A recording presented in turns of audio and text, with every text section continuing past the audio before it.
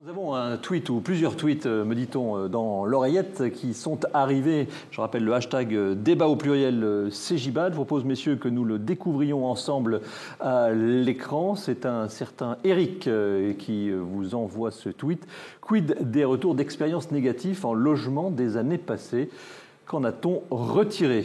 Alors, peut-être d'abord vers vous, puisqu'on parle de logement. Après, je verrai avec peut-être ceux qui préconisent ces solutions. Est-ce que vous avez des retours négatifs, Xavier Jouan? Sur cette opération-là, on n'a pas eu de retour négatif. Mais par contre, ça a été compliqué de convaincre en interne.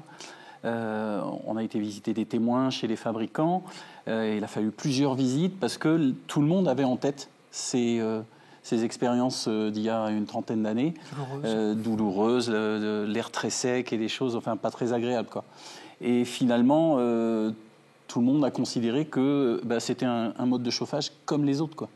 Tout simplement comme les autres. Et ce que vous êtes en train de nous dire, c'est qu'il a fallu quand même convaincre, le travail en amont a été plus long. Oui, mais en interne déjà, oui. De votre côté, sur les bureaux d'études thermiques, est-ce que vous avez travaillé aussi sur ces effets négatifs que l'on vient de citer, l'air sec ou peut-être le bruit ou d'autres choses? Alors nous, fondamentalement, non. On s'est appuyé sur des solutions que proposaient les industriels. Néanmoins, notre rôle, c'est de conseiller les maîtres d'ouvrage et de s'assurer qu'on ne va pas reproduire effectivement ce type de mauvaise expérience. Et on va être les garants techniques de le garde-fou de ne pas reproduire ce genre d'erreur. On a tous en tête le ventilo-convecteur dans la chambre d'hôtel qui fait un bruit catastrophique et qui souffle un air tout à fait inconfortable, même de nos jours. J'étais en déplacement hier et on le subit. Que l'on arrête quand on rentre dans la chambre systématiquement, parce qu'on préfère être au chaud sous la couette que de subir un bruit horrible et un souffle d'air désagréable. Les systèmes aujourd'hui ont bien tenu compte de ces problématiques et effectivement on ne se rend pas compte aujourd'hui rien que du fonctionnement d'un système vecteur air dans un logement. On n'a pas de problématique de bruit, pas de problématique d'inconfort quand on est statique au souffle, au mouvement d'air. Donc je pense que oui, on a des solutions aujourd'hui qui répondent à ces écueils des années passées. Est-ce que vous avez des retours négatifs, Kevin? Sur des systèmes de vecteurs air en logement?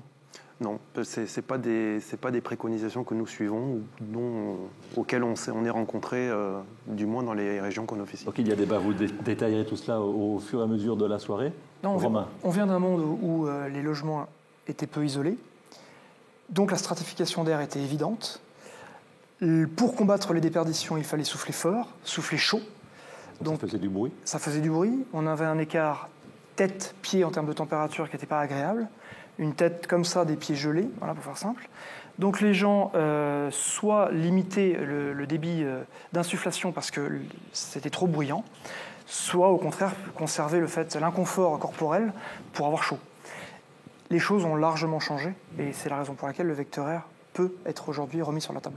Alors, ils peuvent avoir parfois les pieds gelés s'ils ne sont pas équipés des chaussures qui vont bien. Je vous emmène dans les Alpes, pas très loin de Grenoble, précisément au CSTB, au Centre scientifique et technique du bâtiment, où bien là, les deux vecteurs, air et eau, vivent un parfait mariage d'amour, mariage heureux, mariage à deux.